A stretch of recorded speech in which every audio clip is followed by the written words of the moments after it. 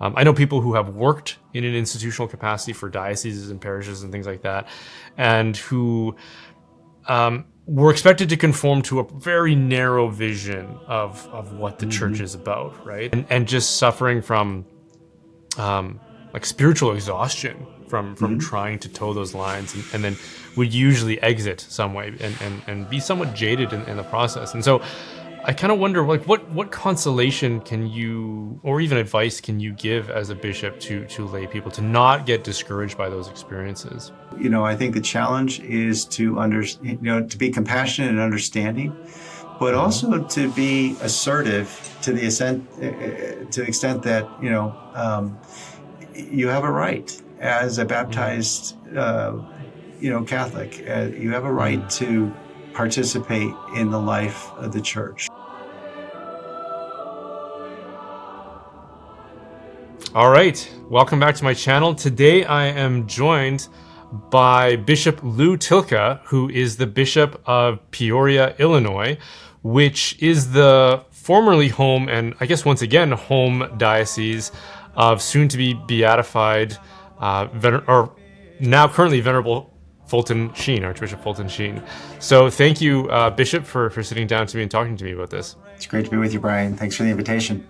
Yeah, so obviously we're going to be spending a lot of time talking about the Beatification and Archbishop Sheen himself, but I thought it'd be interesting to find out a little bit more about Peoria, and maybe even about how you came to be bishop there. Sure. So first, let me talk about the Diocese of Peoria. It's in the part of the state of Illinois. We call ourselves the heart of Illinois. It's north central Illinois. It is the largest land diocese in the state of Illinois. We encompass 26 counties, roughly 17,000 square miles. We go from the Indiana border on our east all the way to the Mississippi River on the west. So clear across the northern central part of the state. We are bordered on the south by the Diocese of Springfield, and on the north we're bordered by the Diocese of Joliet and Rockford. It's a largely rural diocese. I joke there's more corn and soybeans in my diocese than there are actual people. But it is about 1 million people across the 26 counties, and about 15% of that are Catholic. And we have some, in addition to the large rural swaths of the diocese, we have certainly some urban areas, places like Champaign, Urbana, where the University of Illinois is, Bloomington Normal, where the Illinois State University is. Peoria itself, we have Bradley University, and we then head up north to the Quad Cities. So the 4 cities, 1 on the side of Iowa and 3 on the side of Illinois, make up the Quad Cities. So it's a great church, really faithful people, great culture of vocations, and clearly the Lord's working with us as we continue to make disciples. Personally, I came to the diocese in 2020. I was a priest of the Archdiocese of Chicago, ordained in 1996 by Cardinal Bernardine. Spent 24 years in parish ministry before Pope Francis appointed me to come to the Diocese of Peoria. First as a coadjutor bishop, meaning that I would have the right of succession when my predecessor, Bishop Janke, retired, which he did on his 75th birthday. And so I've been the diocesan bishop for 4 years now. Grew up in the south suburbs. These days, I always have to clarify. I was born in the town next door to where Pope Leo grew up. So within 5 miles, you got a bishop. Archbishop Hicks was born at the same hospital I was. He lived in South Holland, and then Pope Leo lived in Dalton. So within 5 miles, you got a bishop, an archbishop, and a pope coming from south side of Chicago. And Wow. Was blessed to have a wonderful family. The youngest of 6. I had 5 older sisters, and great Catholic education. And the Lord called me to the priesthood, and have enjoyed celebrating that gift now for 30 years. That's great. Did your priestly ministry ever overlap with Father Prevost? No. No? My home parish, St. Joe's in Homewood, the parish I grew up in, we did have a couple Augustinians who helped out from time to time. My closest overlapping was, I would say, I've never met the Holy Father in person yet. But our closest overlapping is that we both used to go to Aurelio's and eat pizza. Same place. Okay. There you go. Very good. Okay, so we're obviously eager to talk about Fulton Sheen, but I did want to ask you, I don't get to talk to bishops very often, especially different bishops other than my own. So I did want to ask you, how would you assess the state of things in the church today? How do you think we're doing? Is there anything that you think that Catholics in general need to be attentive to at this moment?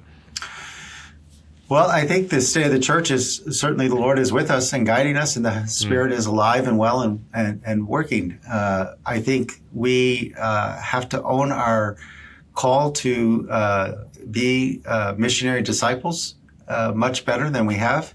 It's a task that really challenges us because as we look at many dioceses, my own diocese having done a process of merging and consolidating, and in some cases even closing parishes, because we have fewer priests, fewer people attending, and fewer resources to support those places, doesn't mean that we have fewer responsibility in living out the mission. In fact, we have more responsibility in living out the mission that the Lord calls us to go make disciples, because we have to do that with a new energy and a new desire to go from our comfort zones and go out into the world to proclaim our faith in the Lord. And so I think that, we're witnessed, again, not only in my own diocese, we saw double the numbers of people coming into the church this past Easter than the year prior. When I visit our college campuses, I see a lot of good things happening with our Newman centers and a lot of energy there.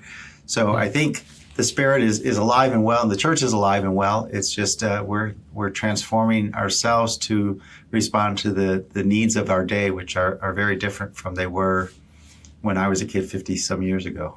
Mm-hmm. Yeah. So do you think that that call to missionary discipleship is something primarily that the laity need to respond more to, or the clergy, or do you think it's just sort of a general shared responsibility that we all need to step up to? I would argue it's got to be a shared responsibility. It can't be just the work of the clergy or the religious, and we can't just simply say, well, laity, you haven't done your part, time for you to step up to the plate.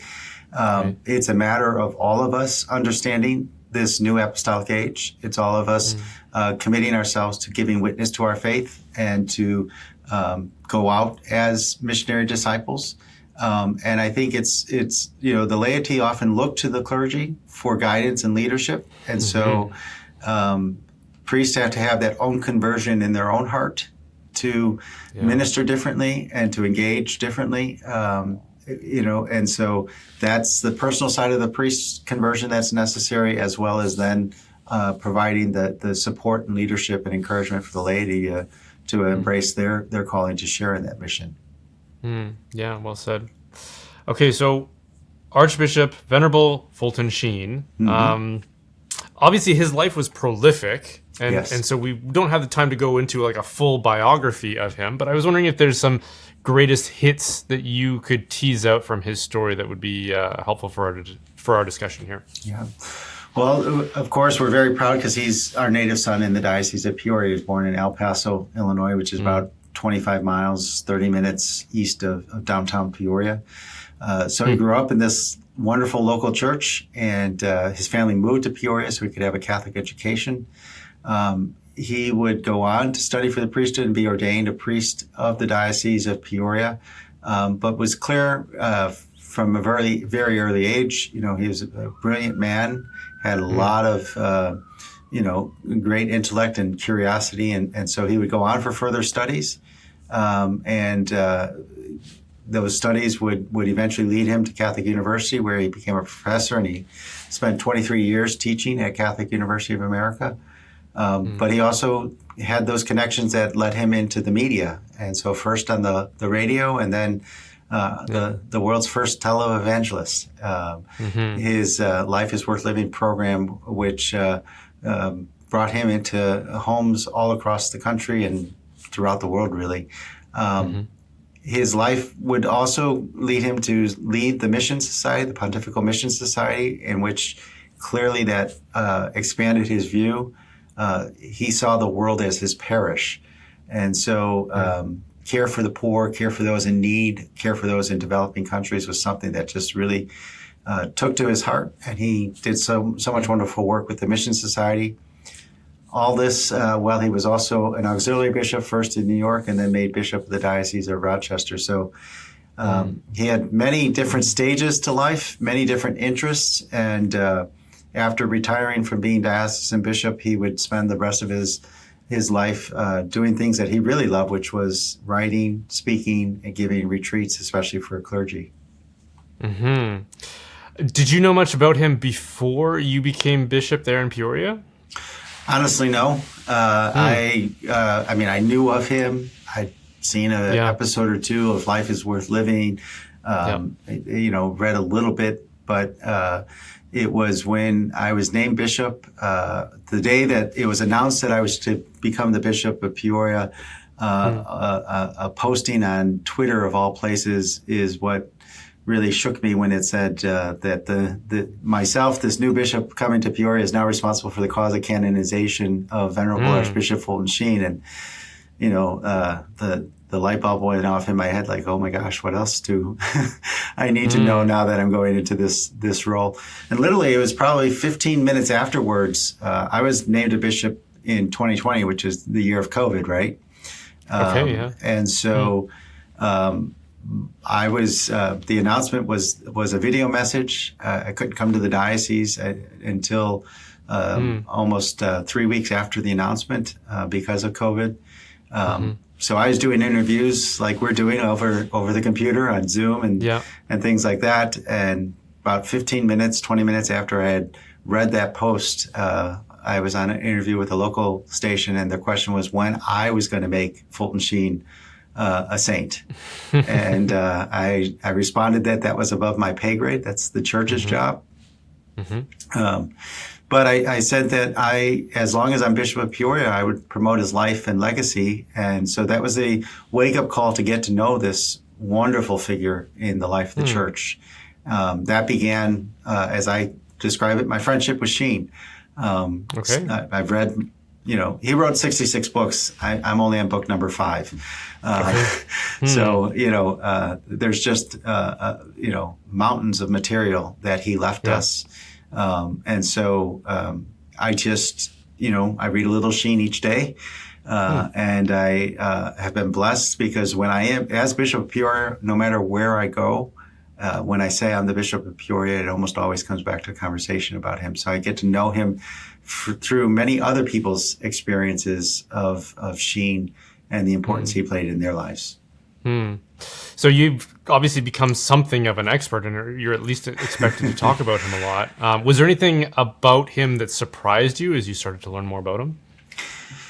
I think what's surprising is we often, with Fulton Sheen, as with, other kind of quote unquote celebrities, right? We kind of know people from certain pieces of their life. When you say Fulton Sheen, most people will first bring up the fact that he was on TV. Then they'll tell, oh yeah, he also was on the radio. Oh, then he also did the missionaries, So, but we tend to go to like certain kind of aspects that are pretty prominent in a person's life and significant. And that what I have been most, I think, impressed by, what really speaks to me as I continue to deepen my friendship with Fulton Sheen is the much more personal side, the much more human side of him. Not the TV figure who won an Emmy, but the man who, had a wonderful relationship, particularly with his niece. The way that he encountered people and made them feel valued, and his presence. The fact that his niece, the one time, number of years ago now, she was bringing some of his treasures to give to the diocese, and as we were sitting in the room, uncrating these boxes of treasures that she had collected over the years. There's a photo of him playing tennis, and there's a photo of him with his dog. And never knew he had a dog, right? So that relatable side to him, I just am always really taken when I encounter people who can share that more personal side. It's all the wonderful things he did, all the writing, his wealth of knowledge, the TV. That's all very important, significant, and we're so grateful we have all that because we can study and learn from him and be inspired by him. But the thing that surprises me is the sense of being able to make that personal connection when you hear the stories about his personal life. Mm-hmm. The cause for his canonization hasn't always been a smooth road, which suggests, and I don't know a lot of the details about it, but it does suggest that there has been some resistance in certain places. And even during his own life, he attracted some controversy. Mm-hmm. Do you think he's misunderstood in important ways, or do you think most people have a pretty good handle on who he was and what he was about now? I think the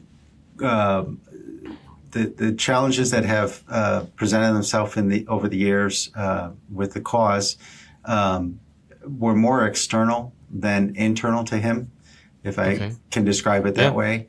Yeah. The beatification itself was originally scheduled in 2019. It was paused. It was not canceled. It was not, ended. It was paused. And it was paused for external reasons, namely that in the state of New York, the Attorney General had opened up a look-back window for past allegations of abuse. Not that there was allegations or they thought there were going to be allegations of Sheen, but the reality was that window was open, and at the same time, the Diocese of Rochester was involved in a bankruptcy proceedings. And so the question that really just said, is this the opportune time for this to move forward?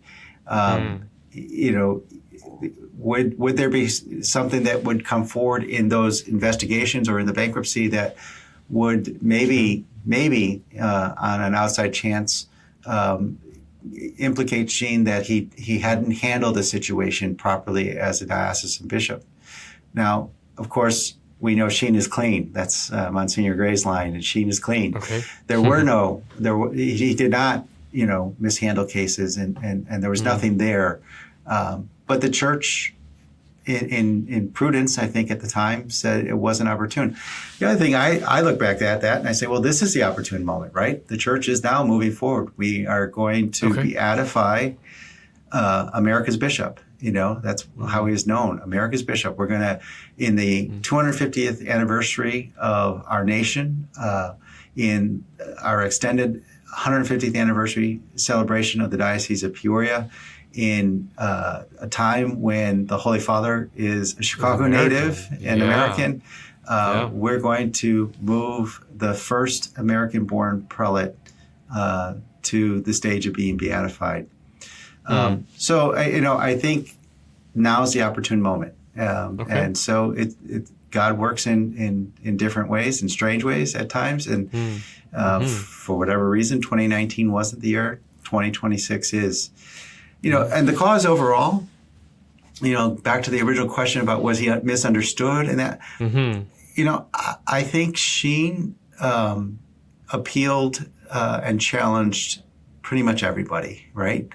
So he appealed because he was clear in his teaching, he was convicted in his faith, and he was constant in his witness.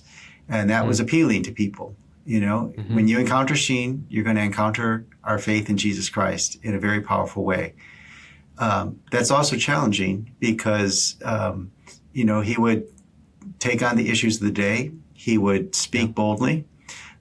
He wasn't afraid, in a sense, to call out the ills of the world and sins of society. And so that certainly is going to rub some people the wrong way.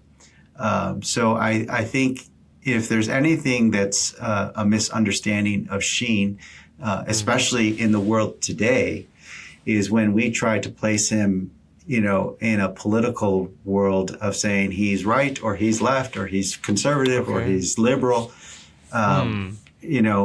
Sheen was centered on the gospel and on his relationship with Jesus. And I think that's why he was able to both engage and speak to people, but also create controversy and challenge because he was so clear and steadfast in his faith.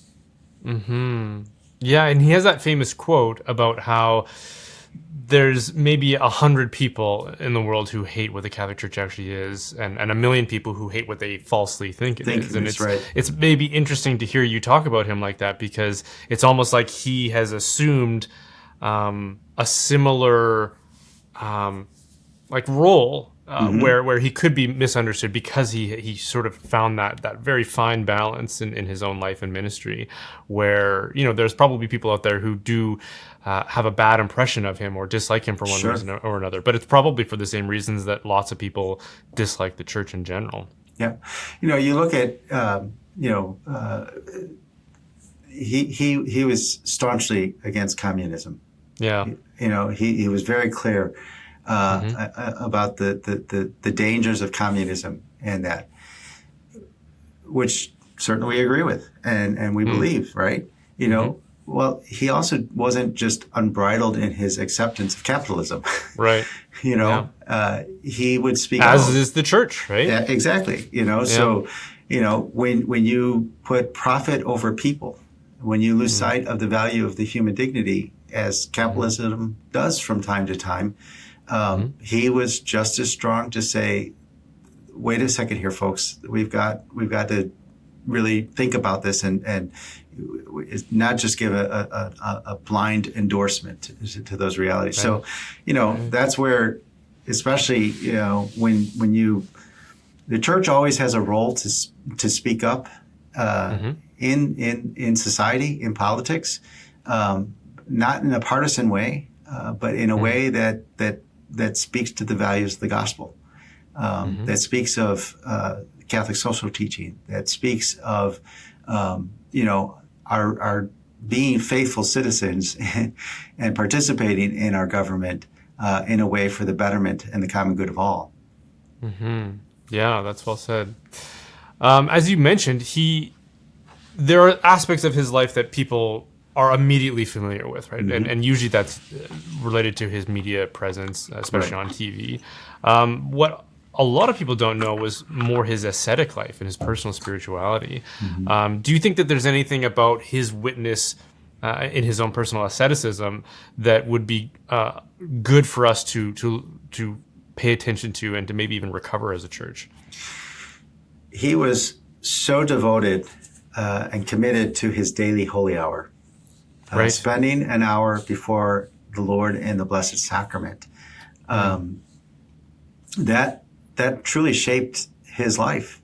And when he was a priest, he had learned that in the seminary. And when he was a priest, he committed that he was going to do that. And he never missed a day in his priesthood of not spending that time specifically in front of the Blessed Sacrament with the Lord.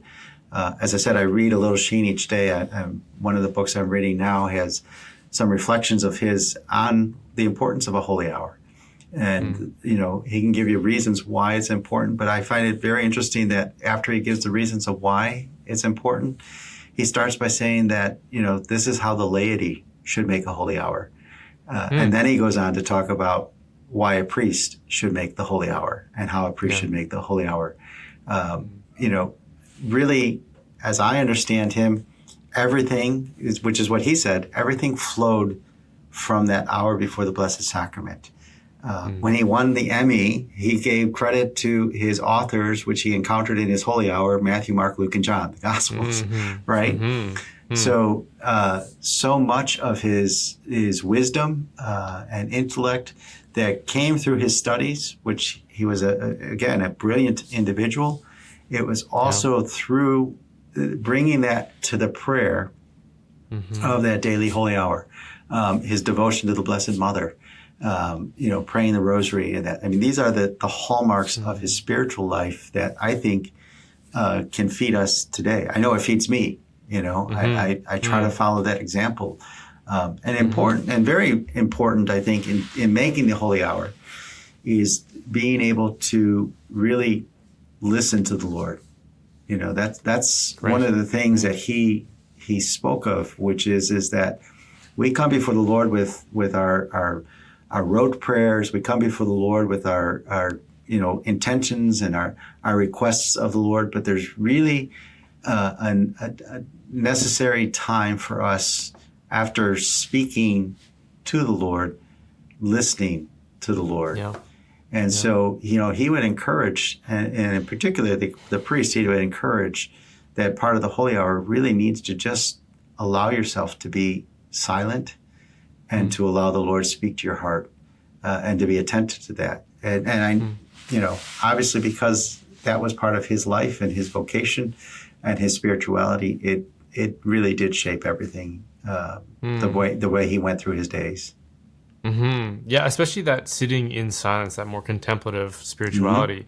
People often ask me, because I do a lot of monologues, more so than I do interviews, and people often ask me, where do I get ideas for videos? And there's a number of aspects of my routine where I can be somewhat more, I can anticipate that ideas will come, but I almost never fail to get something if I'm sitting in adoration, sitting in a chapel, or praying a rosary, or just spending time in mental prayer. Almost, it's a guarantee for me that some sort of idea, and it'll be a good idea, and it prompts me to dictate it to my phone or something on the spot because I don't want to lose it. And so, whether that's a part of your life where you feel called to witness in more explicit ways or in more subtle ways, however we are called to participate in the mission of the church, I think that's indispensable for that kind of encounter with the Lord to do so. Yeah, I think, again, we all have a vocation and we all take part in the mission of the Lord and the church.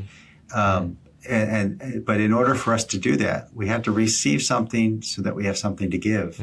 We have to receive from the Lord.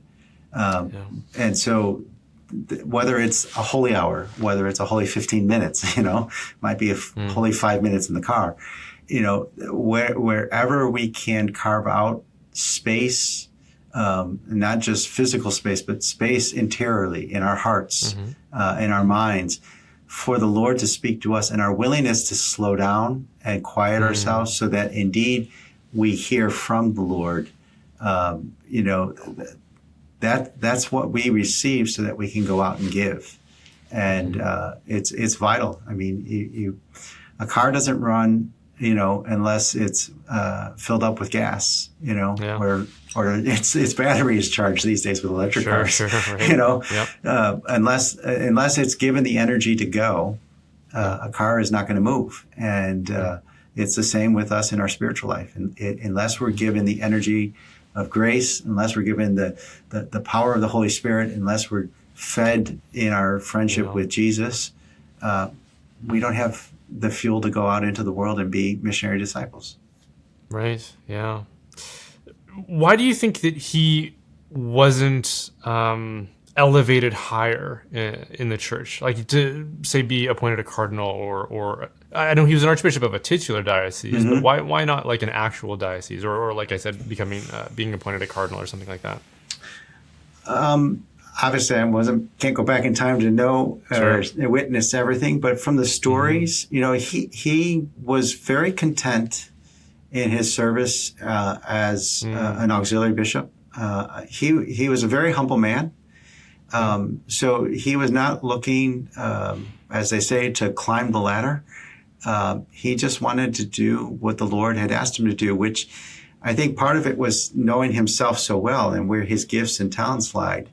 And so there wasn't this like, I want to go from being a priest to a bishop to auxiliary bishop to, that was not part of his thinking.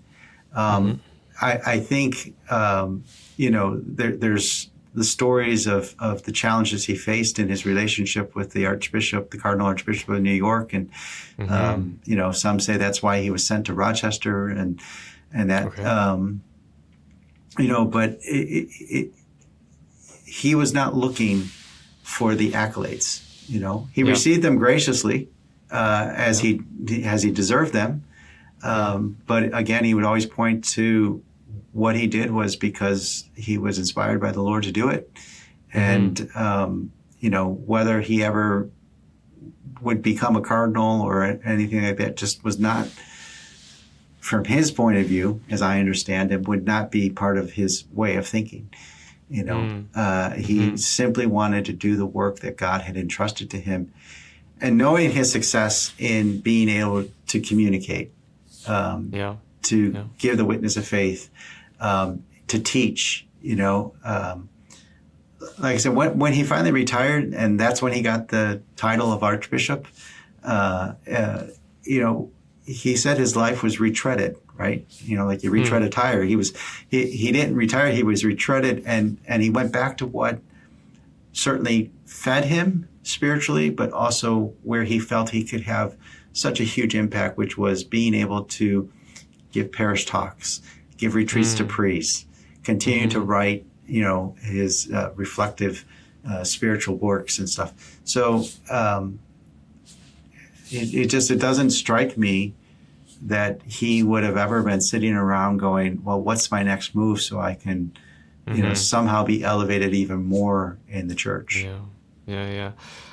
Something that I always find bittersweet is when priests that I know, especially if they are great pastors in a parish setting or great preachers as well, when their, for lack of a better word, talent gets recognized and they get promoted, because it often means they end up in some sort of administrative role where those gifts aren't fully utilized. And maybe they're great administrators as well, but we're so desperate for good pastors and good evangelists and good preachers today that it's such a tragic thing sometimes when they get stuck behind a desk dealing with paperwork and governance and things like that. So it does make sense that even just within the plan of providence that he was able to continue to write and to preach and to do retreats and things like that.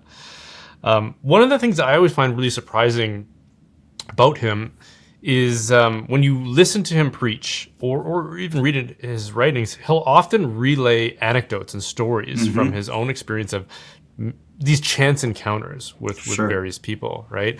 And they almost seem far-fetched and hard to believe if you didn't know better, if you didn't trust the man that was sharing these stories, which suggests, again, that element of providence, that God was sort of ordaining these meetups with these various people who some of them turned out to be famous people and influential people in their own right, and they would have these conversion experiences after meeting him.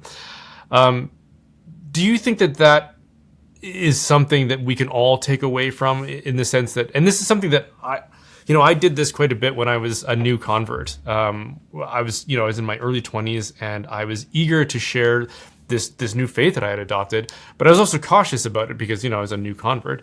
But I would pray that God would, he would organize or conspire to have opportunities for me to witness with people. And I wonder, is that something that you think that Sheen had prayed for himself? Was that something that he was expecting or anticipating? And is that something that we should all be praying for from time to time? I think we should all pray that God uses us to advance the mission of the Lord. I think we should see each opportunity we're given as a possible moment of grace, especially when we're speaking of our faith or sharing our faith with somebody else. I'm sure that, Sheen did not go to his holy hour morning praying, Lord, give me 5 people that I get to convert today, right? Right. He went to his holy hour saying, Lord, what do you want me to do? How do you want to use me? And then, of course, we know all the anecdotes of the chance encounters that would lead to people eventually converting and living out the faith. I think that, for Sheen, the awareness of each moment, and when you hear some of the anecdotes of how he encountered somebody, what was amazing is that he was so aware that he would like jump at each moment. I think of my day schedule and there's chance encounters where when I am examining my conscience before I go to bed at night, I think I probably could have done or should have done better when I met this person or I was in this situation. I guess he probably would have said the same, but my impression of him is that he probably was a lot better at than I am, that he was able to take those moments and be attentive to them. I was in January. I was in France. I was in Lourdes for the first time, and that was a place he loved to go. He visited many times, and while I was there, I learned of a story of one of his visits where there was a group of young people that had come, I think, from the Netherlands, and he happened to be walking, across the in front of the Basilica in Lourdes, and he encountered this young girl that was following him, and he kind of stopped and that awareness, like, okay, something's here, right? Stopped, turned, and started to talk to her. She was not Catholic. And something inside of her was saying, talk to that man, as he walked by. And she would end up spending the next couple days, and he would give her the next couple days to meet and have conversations that would lead her to convert and become Catholic. Now, the surprising thing is that as he met with her, she stayed back from an excursion with the rest of the people, and the bus crashed and everybody died. Oh, wow. Yeah. But she obviously didn't, and she was there because, the Spirit had prompted her to talk to Sheen, and Sheen was so aware of that person's presence that he turned around and he encountered her, right? Yeah. So, I think in all of us, not that we will have the same kind of, encounter that seems so, supernatural, I guess is the word I'm looking for. But we're all given daily encounters when we meet people, and we never know what our witness of faith is going to do for somebody. Right. One of the ways I like to talk about it, people will ask today, are there more people becoming Catholic in the United States because Pope Leo is Catholic, and Pope Leo's from Chicago, right? We have an American Pope. Is that the reason why numbers went up in across the country and people converting to the faith? Maybe, but that's only the spark. It's only the beginning. We're each invited to be the spark that will get in somebody else's curiosity. Then will hopefully lead them deeper into an experience of faith, an encounter with the Lord. We can be the spark to begin it, but the Holy Spirit is going to be the flame that will grow in them to develop and deepen that faith. And so our prayer should be, can I be a good spark today? In each encounter that I have as I go through the day, can I be that spark of faith, that witness of faith, that in somebody else's curiosity may be the one thing that will now lead them to explore even more.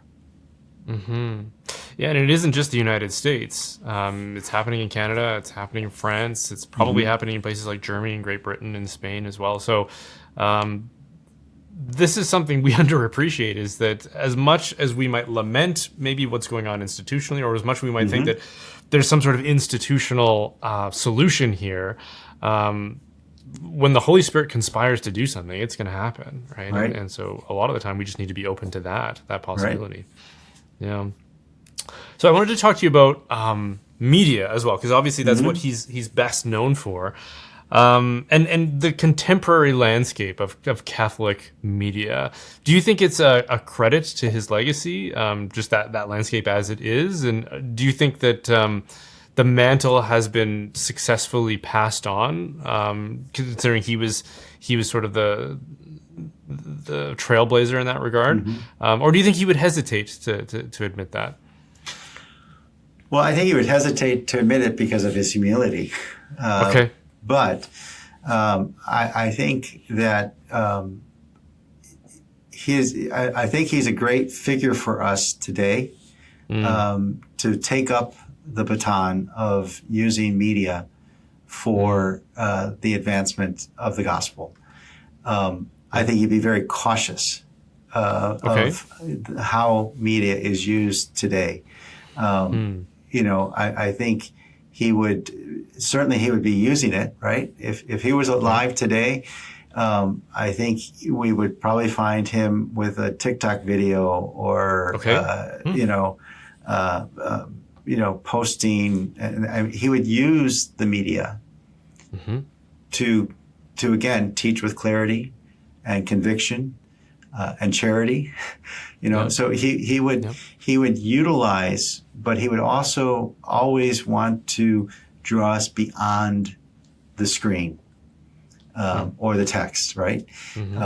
He would talk about, he would tell us what we need to know, but he would invite us to the personal encounter that happens again in the holy hour, in the presence of the Blessed Sacrament, because that's the most important thing, is to have the relationship with Jesus. And so he would use the media to invite the listener, the viewer, to say, it's great, you can learn a lot about our Catholic faith. It's great, you can learn the teachings and the traditions and that, but you really have to go to encounter the Lord. You really have to go to celebrate the Mass, to receive the sacraments, to hear God's mercy in reconciliation, to receive the body, blood, soul, and divinity of Jesus in the Eucharist, to adore the Lord in that holy hour.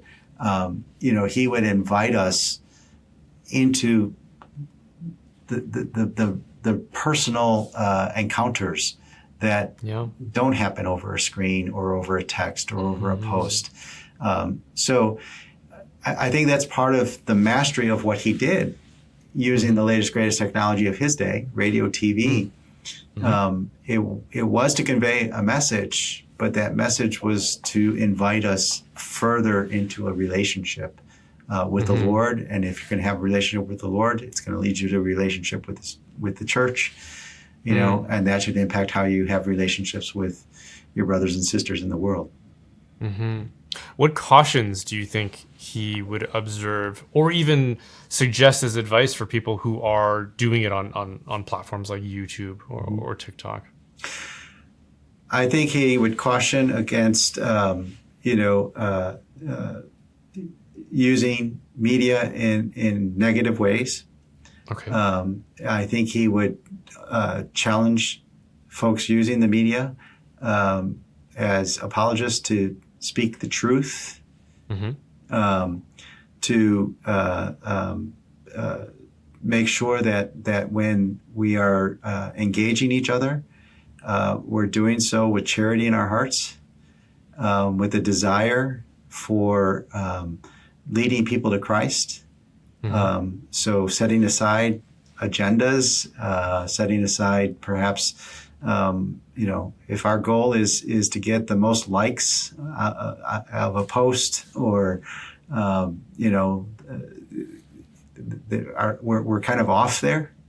Our goal should be to lead people to Jesus Christ, not to become the most famous person on a social media platform, or to, win the Emmy, If that's our goal, we're not, right with the mission of the Lord. So I think he would challenge us to make sure we're speaking the truth, we're teaching clearly with charity, focused on the mission of bringing people to Christ, and he'd be cautious if any of those things become more about ourselves, our images, our agenda, So I think that's where he'd be very cautious. Anybody today, right?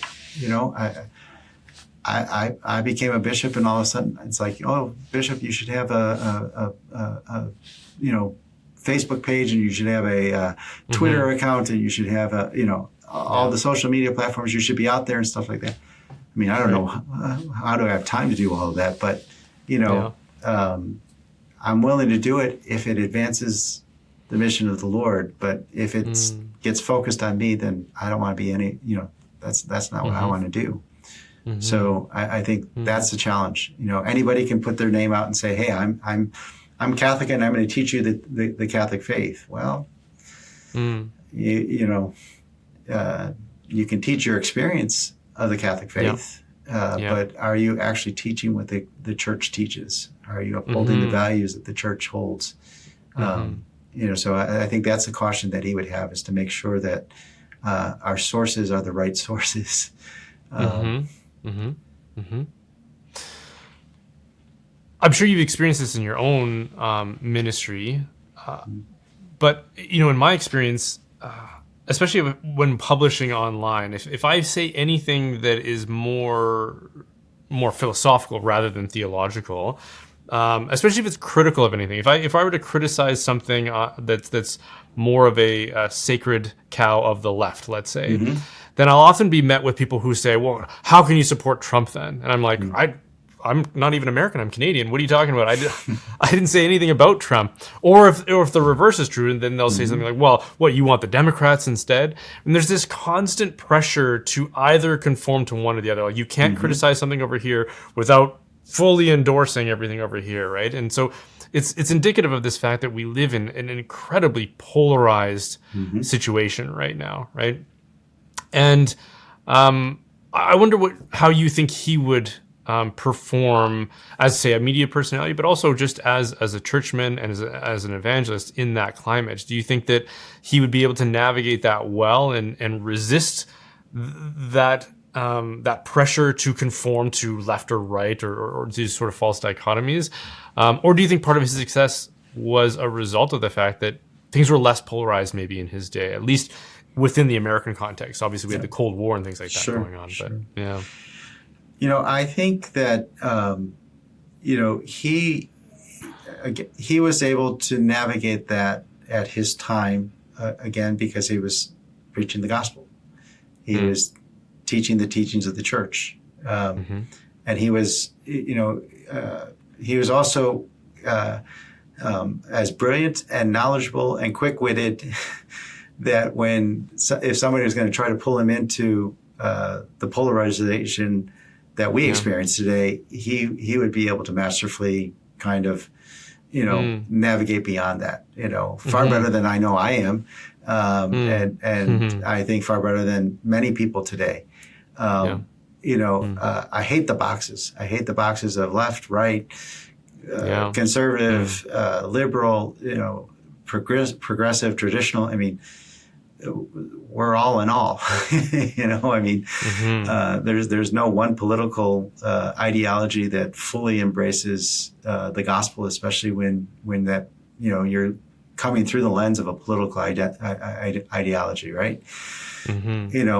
So I think he would find it far more challenging because we, in my opinion, have become much more polarized, and we want to put people in those boxes. And if you partially agree with something, that means you totally agree with everything. That's not the case, right? Right. If you say, if you're open a little bit to the right, the left will come at you, and if you're open to the left, the right will come at you. I mean, read a bishop's mail. you get those letters, regularly. I'm sure. Either why did you say this or why aren't you saying this? And it's a challenge to navigate that in the polarized world that we live in. That's where I always go back to, which I think Sheen was a great example of. I'm going to speak the truth of the gospel. And so if that's going to tick off the right, or if it's going to tick off the left, well, then if I'm preaching the gospel, then I'm probably doing the right thing, because it's challenging left and right, to look at why it is they're, advocating a position that they are, and bringing it back to what are the roots of the gospel values, what is the root of the church's teaching, and how are we consistently trying to live that out in our lives is the challenge for us. And so for him to be able to speak the truth so clearly and eloquently, and that I think he was able to navigate those challenges that seem to be only heightened to a much greater degree in our time.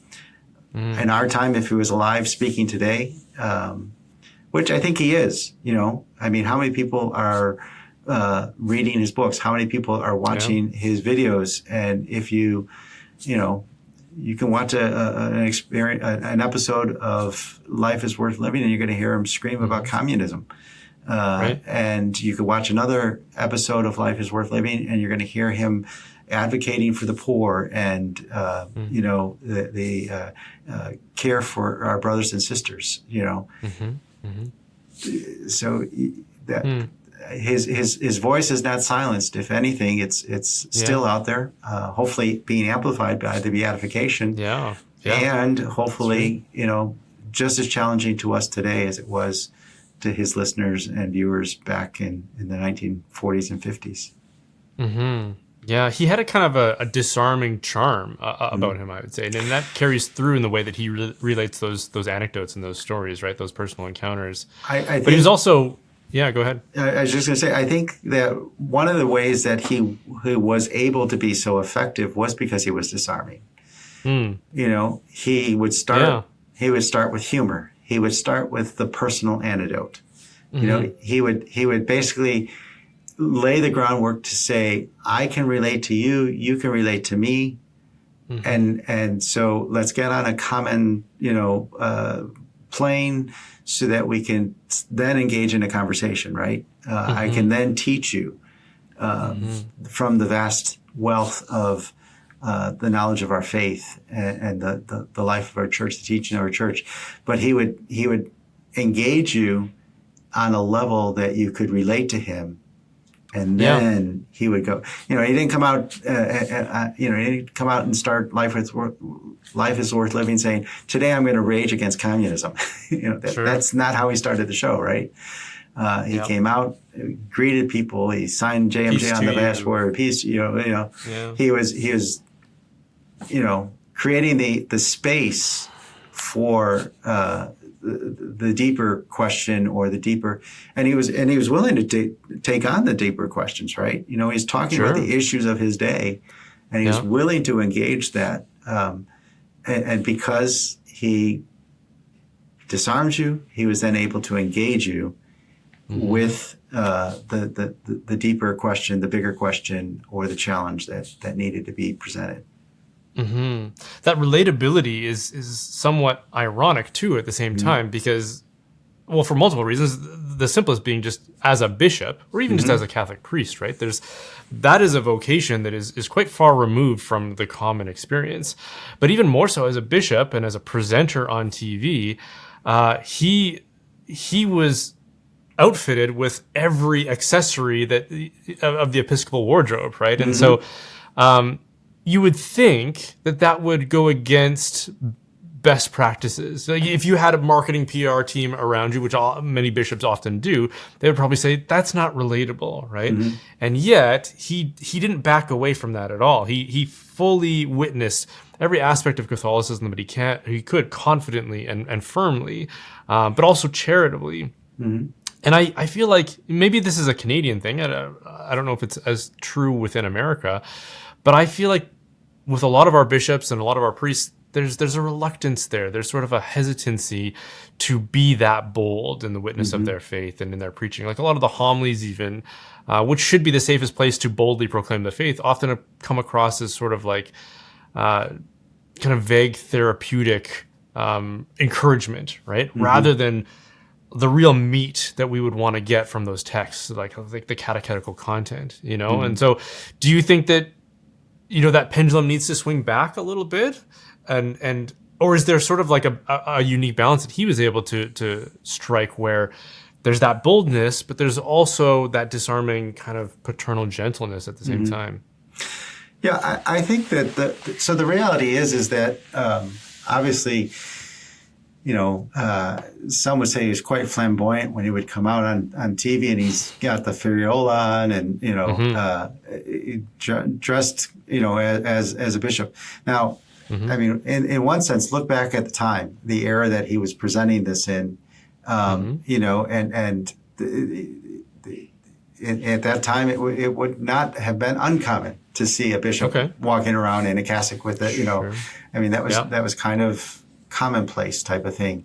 And in comparison, when he was on his TV show, right, those he was up against, the likes of Milton Berle and Lucille Ball, they had a production, they had sets and different sets and things like that.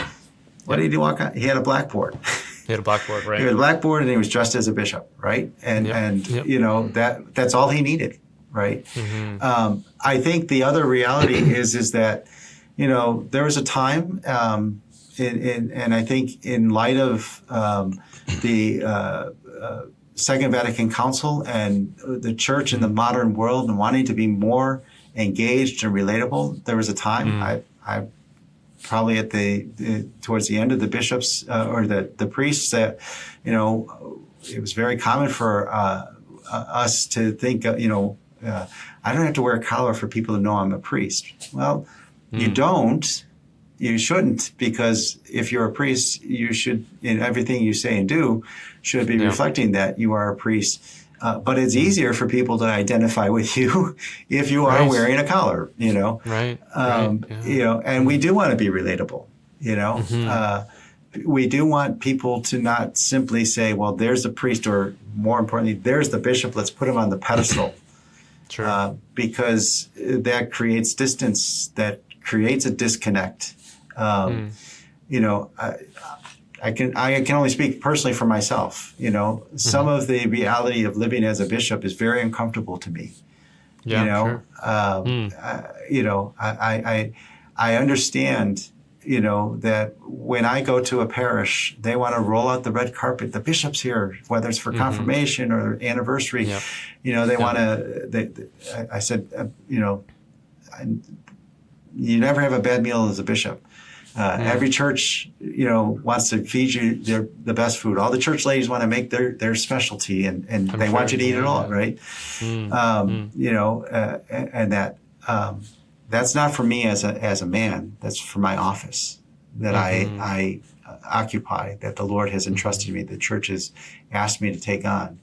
You know, so there is certain level of respect for the office and for the role that bishops and priests, religious play. And we have certain responsibilities because of that, you know. But in the end, I think we have to be true to ourselves, you know. Our identity as a disciple of Jesus has to permeate what we're wearing, beyond what we're wearing, so that people understand that we are a disciple of Jesus. Bishop, priest, religious, layperson, if you are a Christian, a disciple of Jesus, if you're a Catholic, that needs to exude in your presence. And what Sheen did so masterfully was he knew that. You know, he knew that he could get attention, he could garner perhaps some more awareness because he came out wearing the clothes of a bishop. But what he presented beyond the clothes was a man who was deeply in love with the Lord, a man who experienced Jesus' love for himself, a man who spent time deepening a friendship with Jesus in a holy hour, a man who knew that as a Christian, he's called to care for his brothers and sisters. You know, that was who he was. And people knew that and saw that authentic, genuine witness that he gave. It was amplified because he had the clothes. You know, he wasn't successful in a sense because he was wearing the clothes.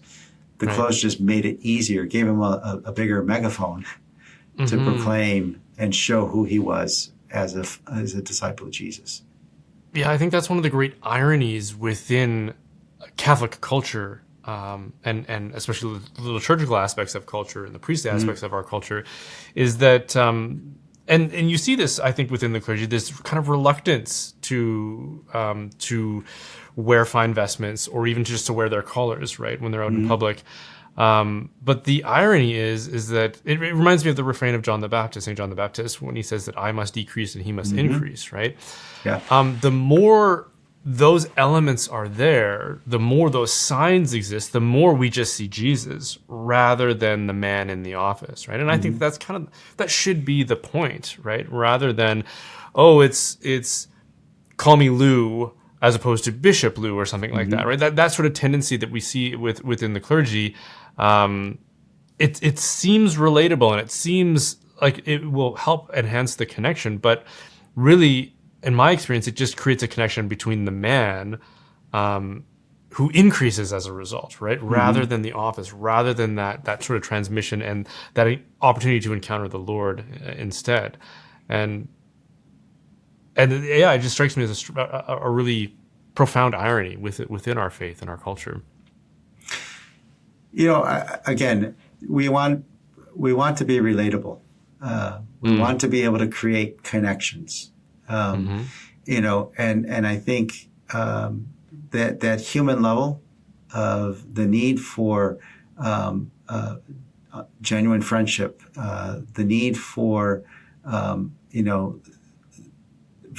to be known as a person. One of the things I joke about is that you become a bishop and you lose your name. You get all kinds of titles. Yeah, that's right. People call you all different things, and again, some of it makes you really uncomfortable. I'm blessed in my diocese. I have many, about 20 priests who are missionaries from Africa, and every one of them, when they see me, will say, "My Lord Bishop," Bishop is fine, I mean, so there's a sense of, Jesus became man. Yeah.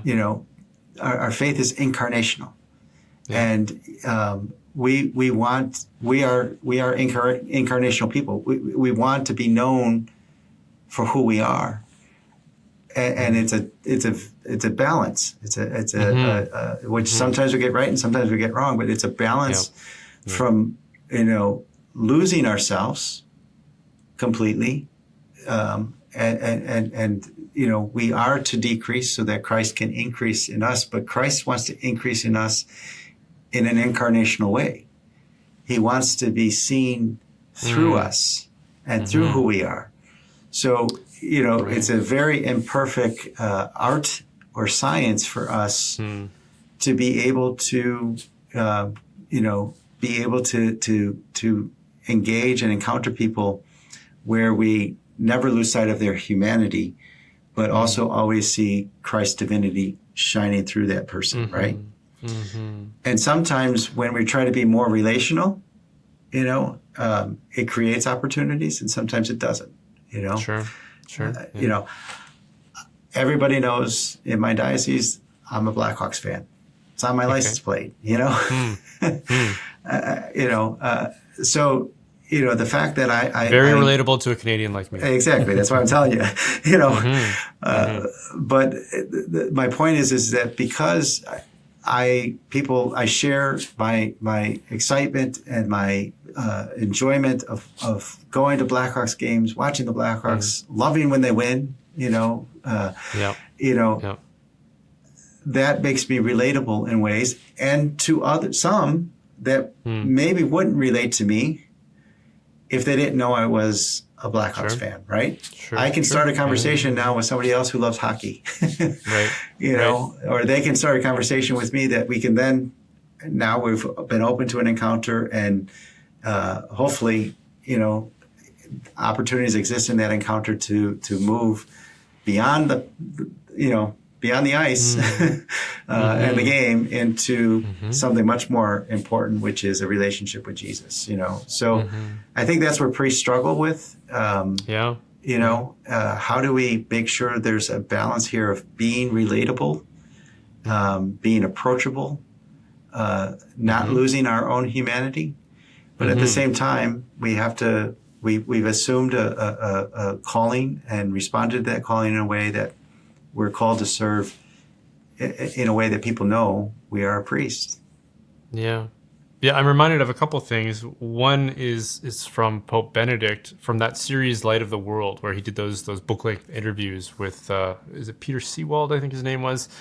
And I can't remember which one it was, but I remember reading in there somewhere him talking about being elevated to the papacy, and talking about how his own sort of personality kind of disappeared within that role quite a bit, and that was something that he had to adjust to.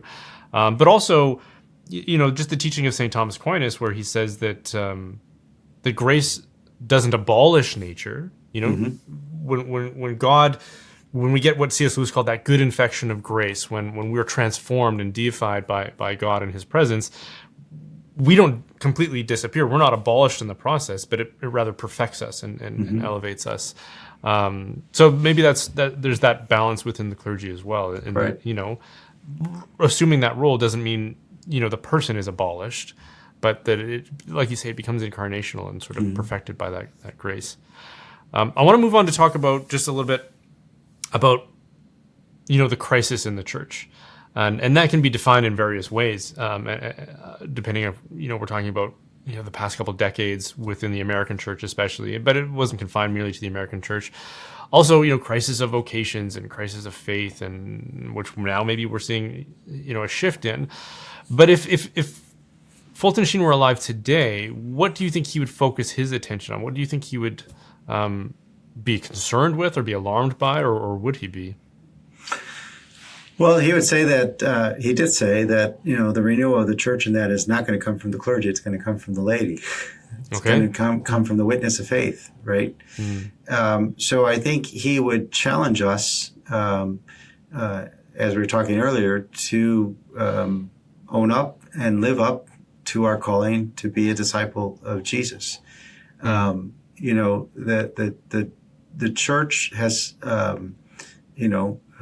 survived many a scandal. Doesn't mean any of the scandals have been good or right. Sure. But we have survived many a scandal because the church is about the mission of Jesus Christ. Our human sinfulness and our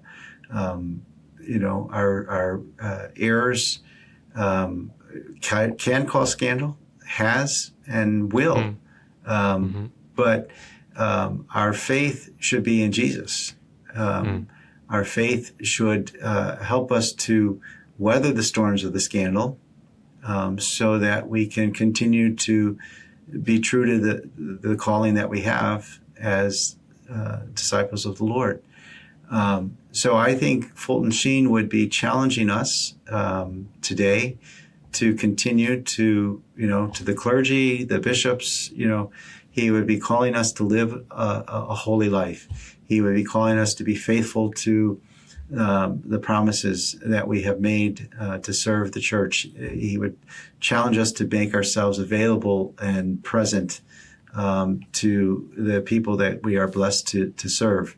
But he would also be calling the laity to say, you have a role in announcing and witnessing the gospel, and you have the opportunity, especially in your family, to form and nurture the faith in your children, and to be a part of the church. So I think he would be a figure today who, looks at the breadth of the church and say, there's a lot here for all of us to be thankful for, but there's a lot here for all of us to work towards, to make the church a more perfect witness of faith to Jesus Christ.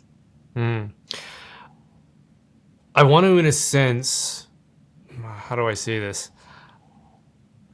There's something that a lot of lay people, and I'm speaking from my own experience too here, have experienced in trying to respond to that call, but are often injured by the institution, by people within authority as they do so, right? And so I don't think that this transition since the council, in which this calling has been made, and then some lay people try to respond to it, but then are kind of swatted back in the process. And I've experienced this quite tangibly. I've had, especially from members of the clergy and religious as well, who will say things like you're a lay person, you don't have theological training, you shouldn't be out there trying to evangelize, especially online with the reach that you've been able to acquire.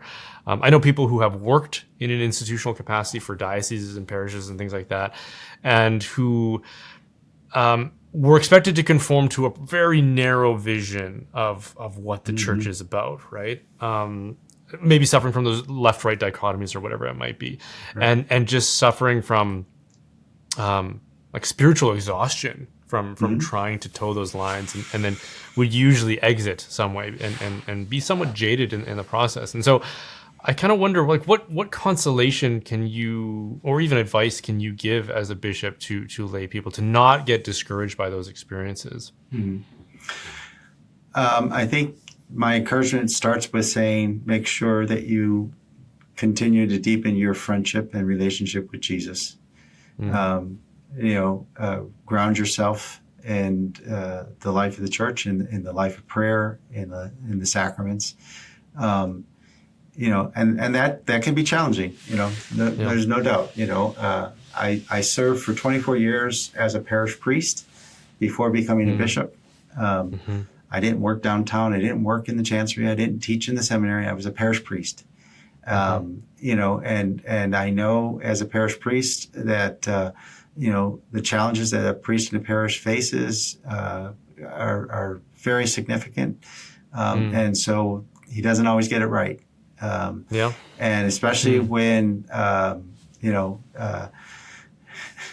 as a bishop, it's only amplified so much more, but there's a lot of people who want to tell the pastor how to run the parish, and that.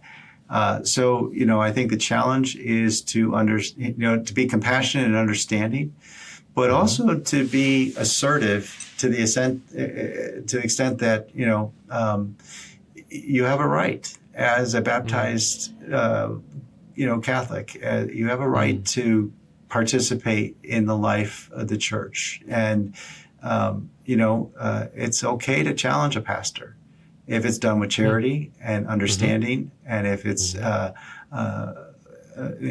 it's done in a way that truly wants to see the good of the church, and the good of both him as the pastor and as well. you as laity. If it's done so that we grow in the mission of the Lord, then it's acceptable. When I was a kid, you went to the church that you were assigned, right? The parish, the whole world is carved up into parishes. They all have geographical boundaries. The pastor has carousels for every human being living within his pastoral boundaries and that. As a kid, you went to the parish that you lived in, you were assigned in, and that. These days, people church shop. They're going to go to the parish that feeds them better, or more suits their liturgical style, or the pastor gives better sermons here than the pastor over there. And that in the ideal world, we could all work together and bring that about in each and every parish.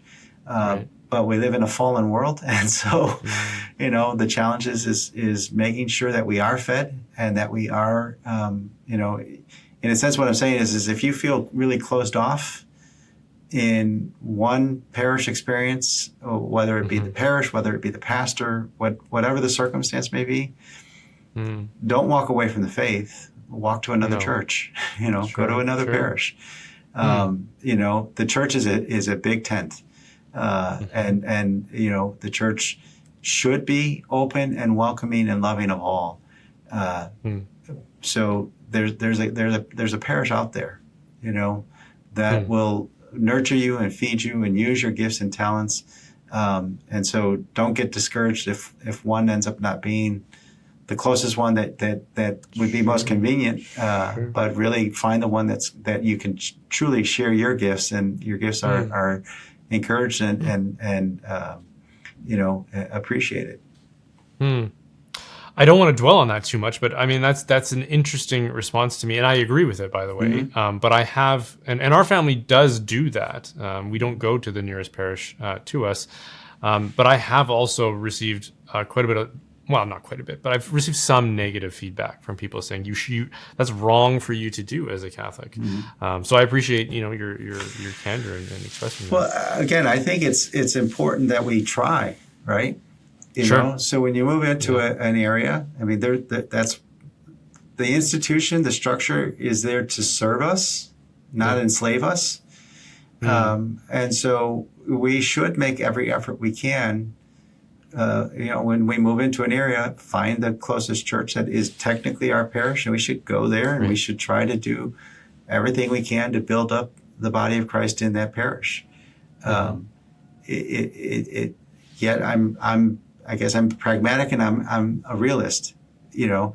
if we find that if all of our efforts are only leading to frustration and disappointment and discouragement, and we've made a sincere, genuine effort to bring the good, our good into the life of a parish, that's when I'm saying that maybe you need to look elsewhere. Find the next parish that we are. The church is given to us by the Lord, but it's still a human institution, and humanity is a mess. Humanity. We have we're territorial. We have our likes, our dislikes, and a parish is not just one person. It's just not one pastor. There's a history there, and so all of that comes into the reality of how we live out our life in a parish today. And so, we have to deal with the reality and the humanity of who we are as a church and try to better it. So you mentioned that Fulton Sheen spoke a lot, well, maybe not a lot, but when he did, he spoke about communism in very strong opposition, no ambiguity there.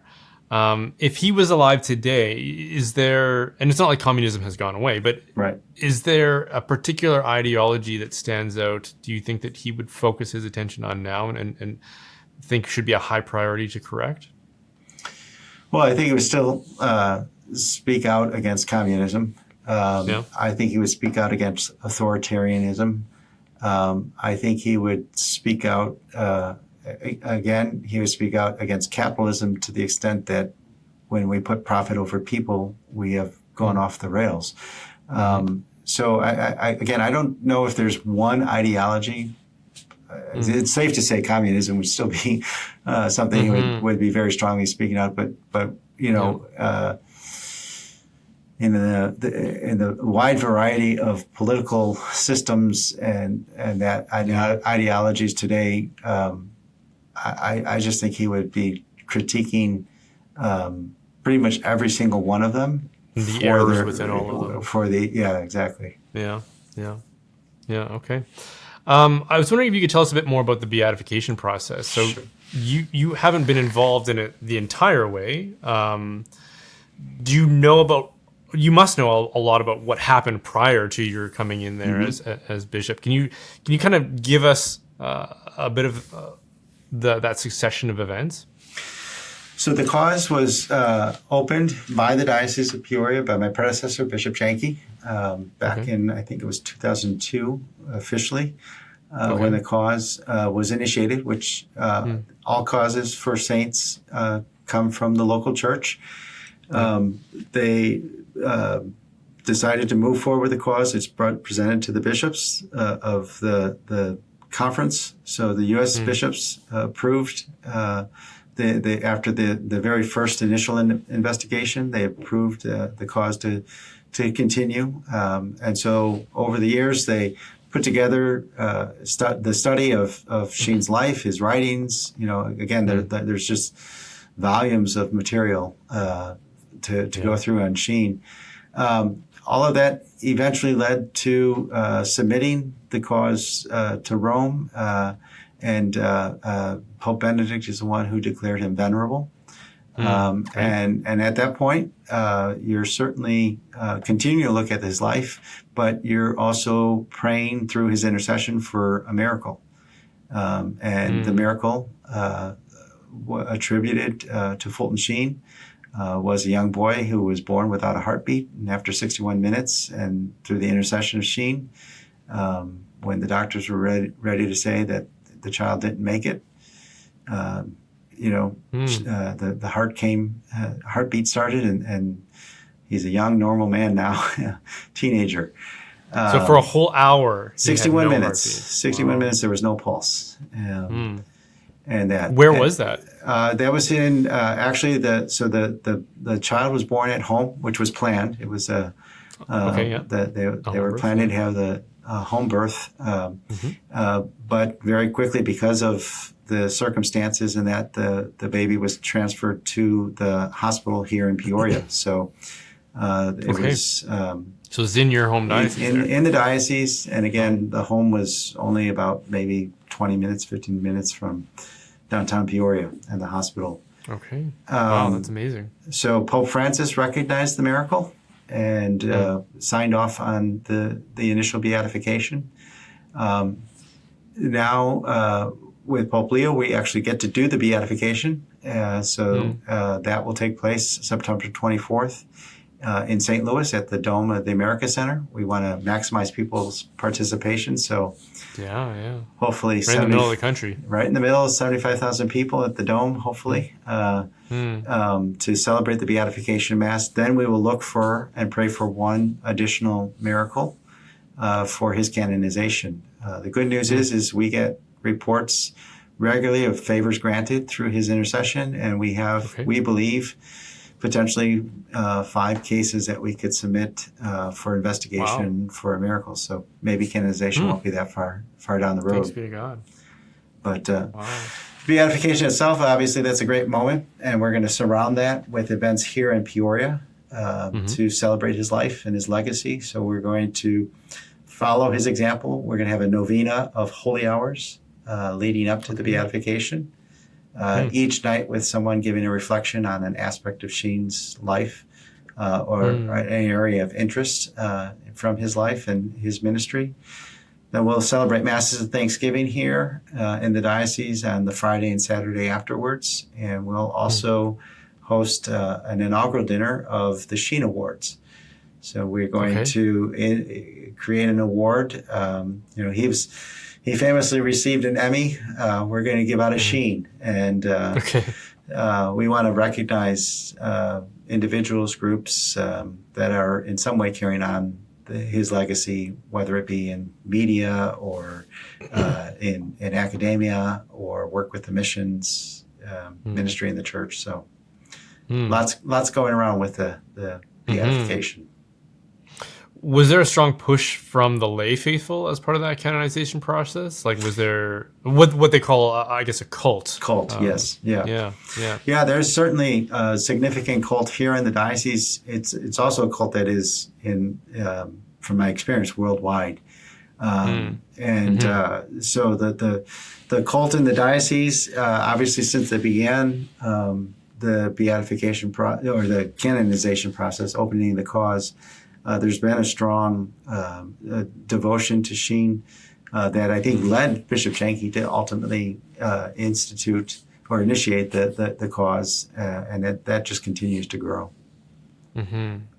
Was there some resistance from the Archdiocese of New York? I thought I remember some sort of a headline about that, where maybe it was with respect to the remains or something, where they didn't want, because he was buried in St. Patrick's, I think, at the time. Correct. Yeah. So when they began to discern whether or not to open the cause, Sheen had lived in New York for a good part of his life, and he was buried at St. Patrick's Cathedral. The Archdiocese of New York at the time declined to initiate the cause, and so Bishop Janke took it up here in the Diocese of Peoria.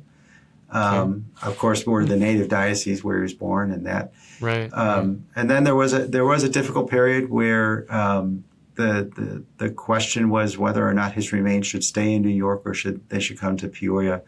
Lots of headlines around that, but in the end, his niece, God rest her soul, Joan Cunningham, prevailed, saying that he would want to be in Peoria, and so his remains are here in our cathedral.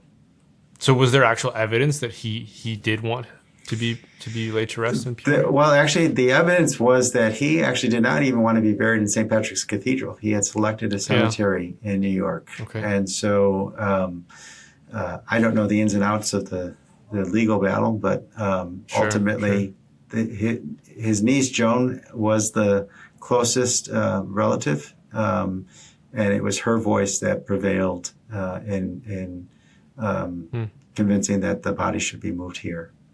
It does seem ironic that you would bury somebody in such a renowned place as St. Patrick's Cathedral, but then not pursue the cause for their canonization. It seems very, it's somewhat surprising.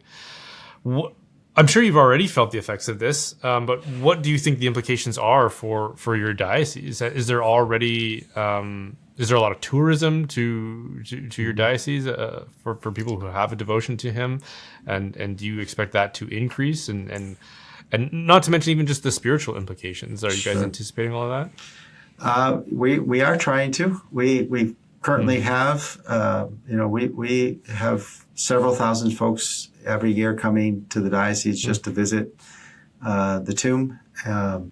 And we expect those numbers. We've seen those numbers even just in announcing the beatification. We've seen those numbers increase significantly. We anticipate to have many more. In our pastoral center, we have a very small museum currently, which houses a lot of the treasures that we have received. Not all of them, but we try to display as much as possible in this small museum. We are, as part of anticipating the future, now 5 years ago, I began working and dreaming of what we call the Sheen experience. So we are currently working the high school that Fulton Sheen attended, where he was valedictorian, Spalding High School. That building is being prepared to now house a new, larger Sheen experience, both museum, the traditional museum type that when you say the word museum that you think of, or at least that I think of. But we also want it to be much more than just that traditional style museum. We want an immersive experience. We want to have a working studio for production of materials, especially for the church. And in the immersive experience, we're going to use, Sheen used the latest, greatest technology of his day. We want to use the latest, greatest technology of our day to bring him back to life, that, if you can imagine, I'm the generation that grew up on Star Trek and Star Wars, and this is probably not the best way to describe it, but I always describe it. You walk on the holodeck and you say, "I want to be here," and all of a sudden you're there. I describe it as I want to walk into the room and say, "I want to be on the set of Life is Worth Living," and feel like I'm actually there with him.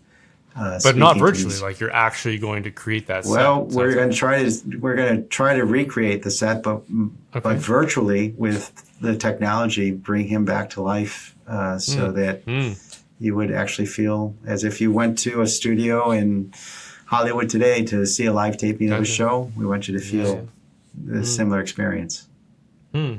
Interesting. Is there anything else you would like viewers to know about, or anything else they can do, or websites they can go visit to support or participate in the process? Yeah. First encouragement, get to know Sheen. Read about him, learn from him, experience him, follow him. CelebrateSheen.com is our website, CelebrateSheen.com. That's where all the information is about the beatification. We are, as I said, planning a lot of events around and the beatification mass itself. So within a 6-month period of time, we're trying to get ready to have a celebration for 70,000 people. And so there's a lot of details that we keep working on and developing. The latest updates are there on the website at CelebrateSheen.com. You can register for our newsletter. If you want to support us, there's opportunities to donate, whether it be to the foundation, to the Sheen experience itself, and certainly we're raising funds for the beatification mass itself as well. So get to know him. You'll fall in love with him, and you'll fall in love with our faith because of him. Stay connected to us, and certainly pray for all of us, and pray for the advancement of the cause too. Very good. Okay, well, Bishop Louis Tylka, thank you so much for joining us again and for sharing your enthusiasm. Thank you for this beatification. It's great to be with you. Hey, thanks for watching that. If you found that clip edifying or beneficial, I would ask you to consider supporting this work by liking, subscribing, commenting. All those things really help in the algorithm. Praying, or by joining our community over on Locals, where you get exclusive opportunities to interact with myself and others, and exclusive content.